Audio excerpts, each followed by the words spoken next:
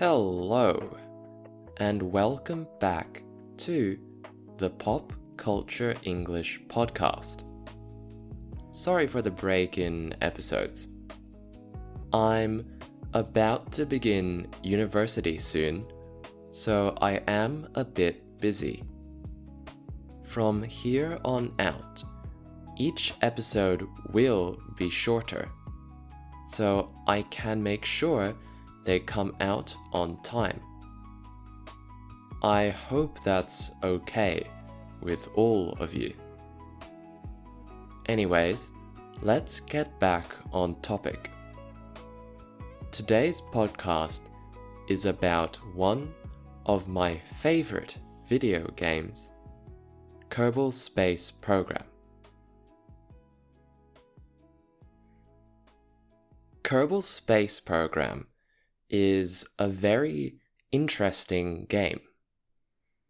It is a type or genre of video game known as a sandbox. A sandbox is a special type of game where there is no storyline or end goal. Instead, players can do whatever they want in the game. That's why the genre is called sandbox. In real life, a sandbox or sand pit is a container of sand where children play in. Just as children make anything they want in the sandbox, like a sandcastle for example, so too can the players of a sandbox game play the game however they want. Minecraft is an example of a sandbox game that I am sure you have heard about. Kerbal Space Program is a sandbox game as well, and it's a special sandbox game because it is set in space.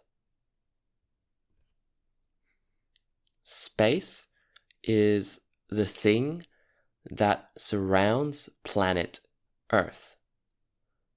The sun is found in space. So are the other planets of the solar system, such as Mars, Venus, and Jupiter. Kerbal Space Program is a sandbox game that allows us to explore the solar system. The game starts on a planet named Kerbin, which is very similar to Earth. From there, you can launch rockets to other planets.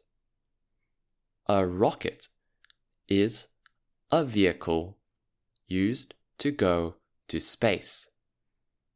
When we went to the moon in the 1970s, we went to the moon using a rocket. Just as humans use rockets to go to space in real life, so too can you build your own rockets to go to space in Kerbal Space Program. How you build your rocket is up to you, as is where you want to explore. There are many planets in the solar system of Kerbal Space Program, and many of them are like the planets we find in real life. If you want to go to the planet Juna, which is the game's version of Mars, you can. Or you could go to Jool, the game's version of Jupiter. There are so many places in the game to explore.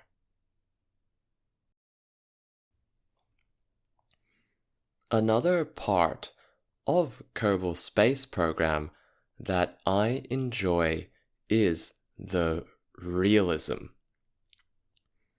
The realism of a game describes how close it is to real life, or in other words, how realistic it is. Unlike other video games set in space, Kerbal Space Program is quite realistic. To get into space, you can't just go straight up. Instead, if you want to stay in space, you need to get into orbit. An orbit is the circular path an object makes in space as it travels around another object.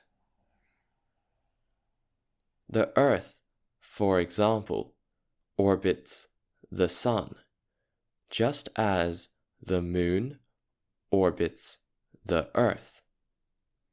Now, to get into orbit, you need lots of horizontal speed.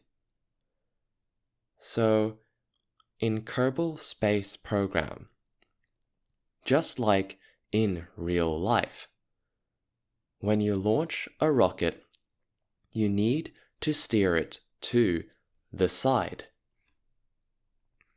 Then, if I want to go to the moon, I can't just point my rocket at the moon.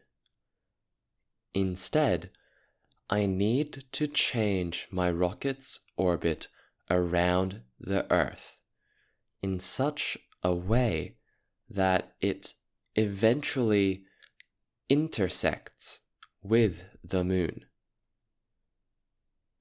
Kerbal Space Program is actually quite an educational game. Through playing it, you learn a lot about how space travel works in real life.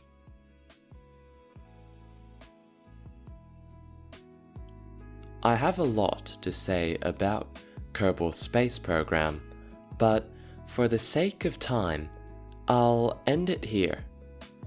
If you're interested in space, Kerbal Space Program is definitely worth trying out. Anyways, I hope you enjoyed this episode or found it helpful. And if you have any feedback or any suggestions for future episodes, please let me know. Until next time.